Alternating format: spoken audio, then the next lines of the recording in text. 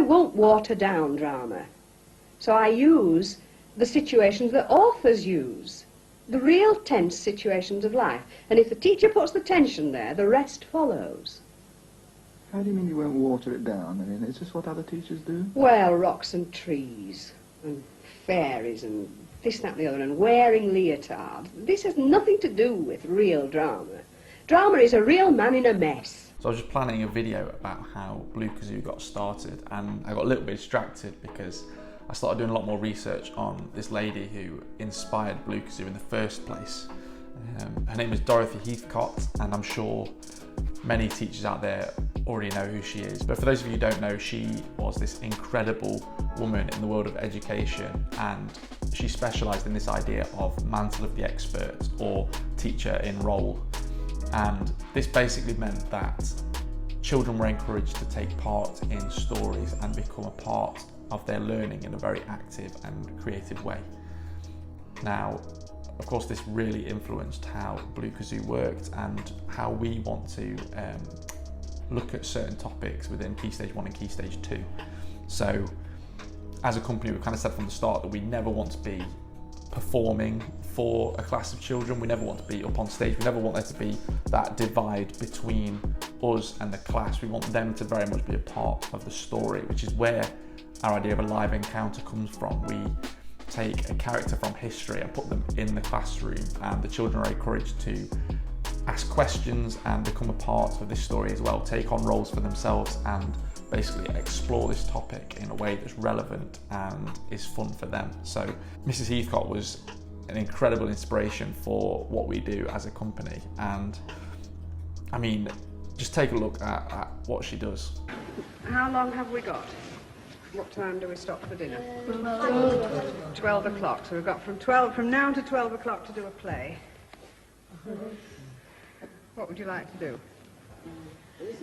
Some suggestions. Well, come on then, let's have a few. Prisoner war camp. A prison camp. Stone Age. Stone Age. When I meet a group for the first time, I don't go in with definite ideas of what's going to happen, because I think I must use their ideas. And I want them to see their ideas coming into this marvellous action that they bring. So I try to go in working almost, sort of, if you think of a gas cooker, I'm set at nothing. What are we going to do? Which do you fancy? Prisoner of war camp. Prisoner of war camp. Yeah. Let's try this then. You're going to have to be captured as prisoners, because that's what you want. And for this you will have to agree that I'm cleverer than you, because there's only one of me and there's 14 of you.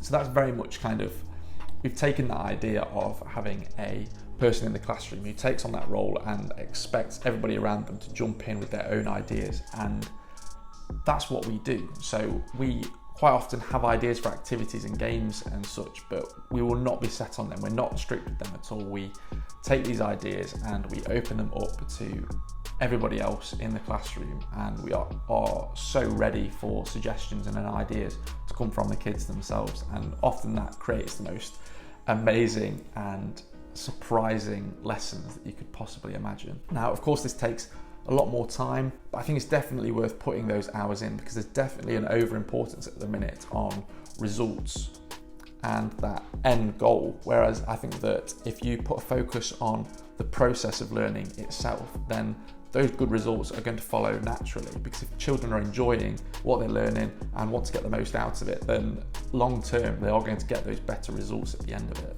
And so I definitely think that primary schools should definitely be taking on board a lot of Dorothy's ideas and values, and I think that we should be applying them more regularly into our classrooms, because I think that it's just so effective, and she was incredible, and I think that we can definitely take that on board to improve education now and just allow that creativity in the classroom.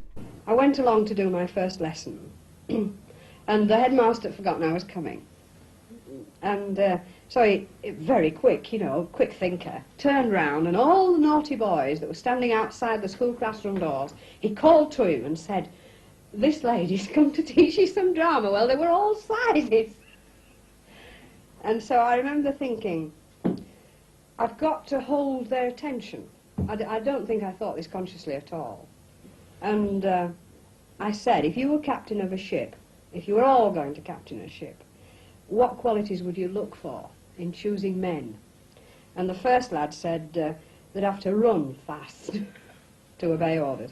And really, I asked this question really all my life.